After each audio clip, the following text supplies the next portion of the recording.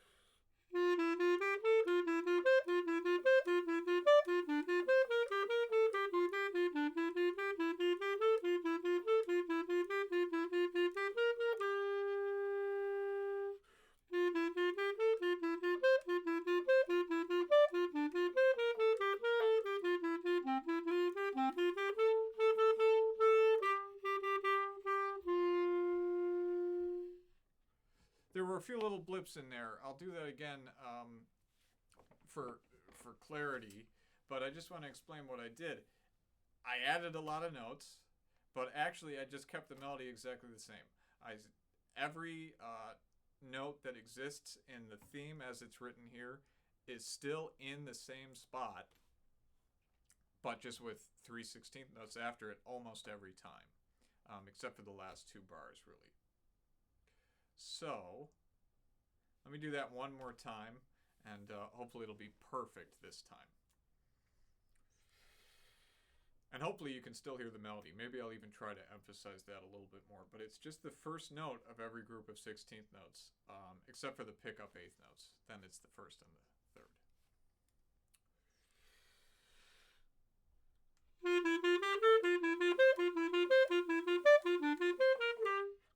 Ah, a little mistake. Okay. Once again.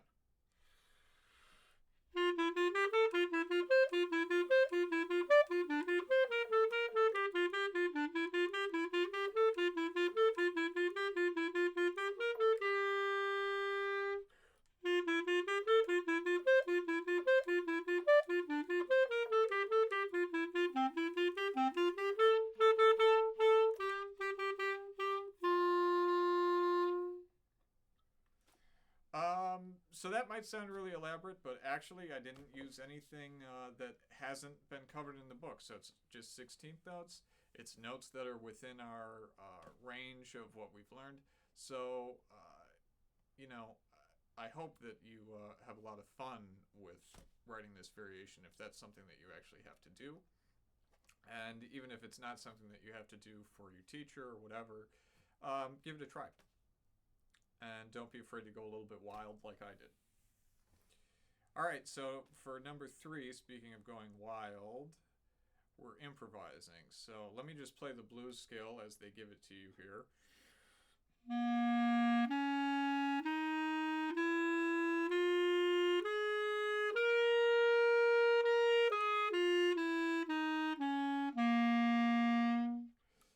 So this is a really easy first step to improvising. They give you the 3 notes that are going to sound really good against what's going on in the second part. I'm not going to be able to improvise because I don't have somebody to play this second part, but I will play the B line for you, and hopefully you can improvise along with this recording. So I will do it just as written with repeat and a second ending. 1, 2, ready.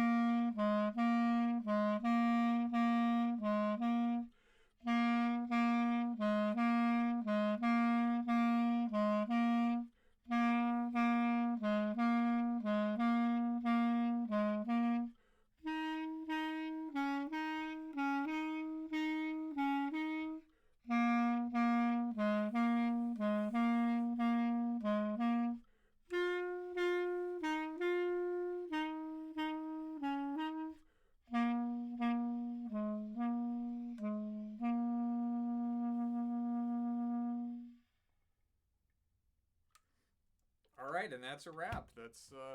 That's Essential Elements Book 2 for the clarinet. And thank you for watching. If you've made it all the way to the end, God bless you. Thanks for watching. Even if you just come back and use, one little clip of something, I hope that you got something out of it. Please leave me a comment if you have any questions, and hit the subscribe button. I'm planning to make a lot more content, especially addressing, some of the things that come up in here, and I go, I really need a longer format to explain what I'm talking about there. I'm planning on making some videos in that vein. But that's all for now. Thanks.